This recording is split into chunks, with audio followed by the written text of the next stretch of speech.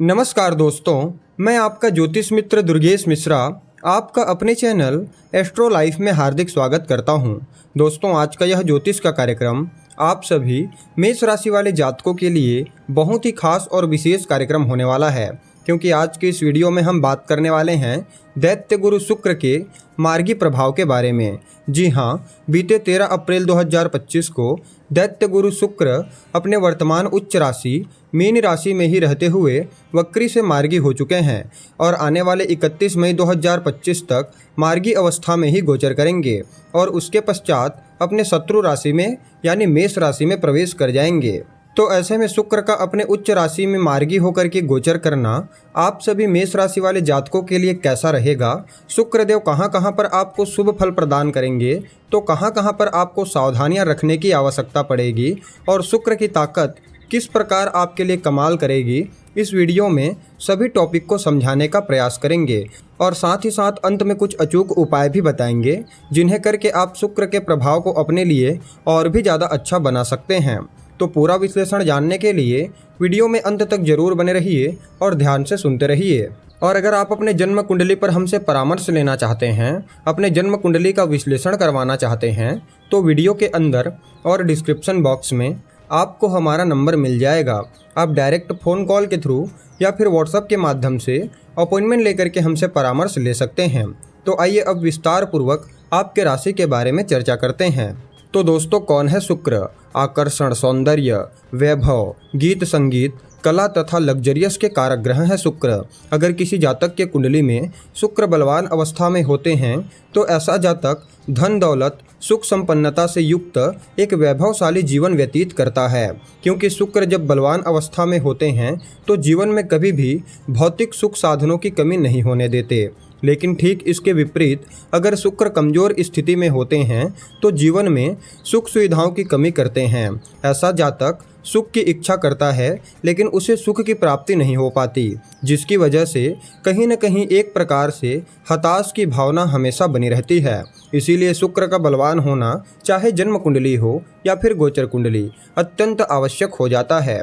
और इस बार अगर देखा जाए तो शुक्र अपने उच्च राशि यानी कि मीन राशि में मार्गी हो चुके हैं, तो कई मामलों में आपको बड़ा ही श्रेष्ठ लाभ प्रदान करेंगे। खास करके इच्छित वस्तु के प्राप्ति के दृष्टिकोण से तथा विदेश यात्रा के दृष्टिकोण से शुक्र के इस मार्गी गोचर को आप सभी मेष राशि वाले जातकों के लिए बहुत ही उत्तम कहा जा सकता है, क्योंकि शुक्र आपके 12वें स्थान में गोचर करते हुए वक्री से मार्गी हुए हैं और कुंडली का जो 12वां स्थान होता है वह आपके व्यय का होता है और शुक्र यहाँ पर बहुत ही उत्तम फल प्रदान करते हैं। इसीलिए आप अपने भौतिक सुख सुविधाओं की पूर्ति के लिए व्यय करेंगे, खर्च करेंगे और जब आप भौतिक सुख सुविधाओं को प्राप्त करेंगे तो निश्चित रूप से आपका जीवन वैभवशाली बन जाएगा। साथ ही साथ शुक्र का यह मार्गी गोचर समृद्धशाली बनाने के साथ साथ तेजस्वी बनाएगा। आप अपने तेज से, अपने आकर्षण से हर किसी को अपनी तरफ प्रभावित करेंगे और किसी भी चीज़ को प्राप्त करने के लिए आप ईमानदारी पूर्वक उस चीज़ को हासिल करेंगे। अच्छे कार्यों से ही सुख सुविधाओं का आगमन आपके जीवन काल में होगा। इसके अलावा शुक्र का उच्च होकर के गोचर करना वैभवशाली, बुद्धिमान और गुणवान बनाने में बहुत ही ज़्यादा श्रेष्ठ फल प्रदान करता है। यूँ समझ लीजिए, इस गोचर काल के दौरान आप अपने धन के साथ साथ अपने बौद्धिक क्षमता का भी अच्छे से इस्तेमाल करने में सक्षम रहेंगे और उनसे लाभ की प्राप्ति करेंगे और धन आगमन के एक नहीं बल्कि अनेकों माध्यम बनाने का प्रयास करेंगे। अभी तक व्यर्थ की चीज़ों में आपके द्वारा खर्च किए जा रहे थे, लेकिन अब सही कार्यों में आपके द्वारा खर्च किए जाएंगे।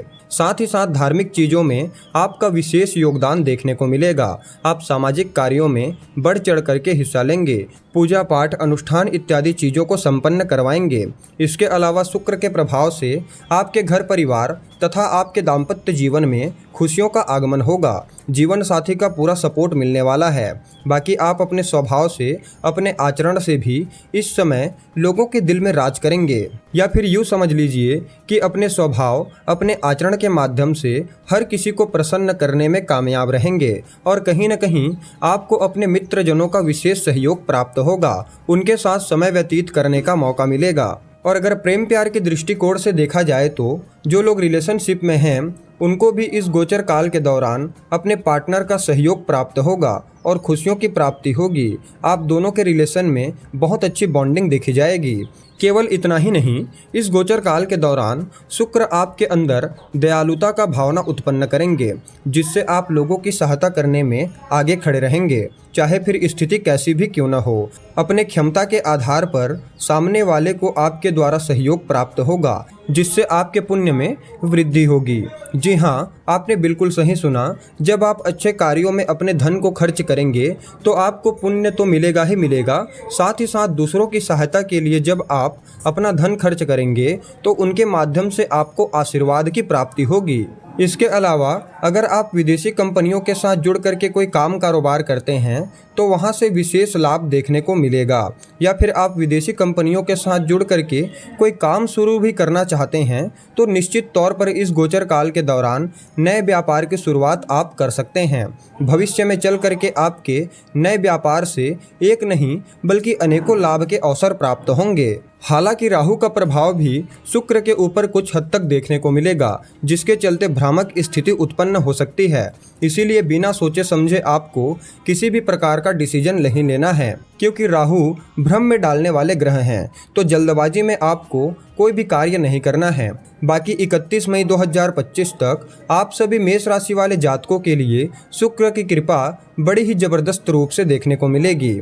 लेकिन फिर भी इस गोचर काल को और भी अच्छा बनाने के लिए आपको नियमित रूप से गाय की सेवा करनी चाहिए, गौ माता को गुड़ और रोटी खिलाना चाहिए, और हो सके तो विष्णु सहस्त्र नाम का पाठ करना चाहिए या फिर सुनना चाहिए। यह आपके लिए बहुत ही श्रेष्ठ रहेगा। तो मित्रों, उम्मीद करते हैं वीडियो आपको अच्छी लगी होगी। आज की वीडियो में बस इतना ही। फिर मिलते हैं किसी अन्य कार्यक्रम में। तब तक के लिए नमस्कार, जय श्री कृष्णा, राधे राधे।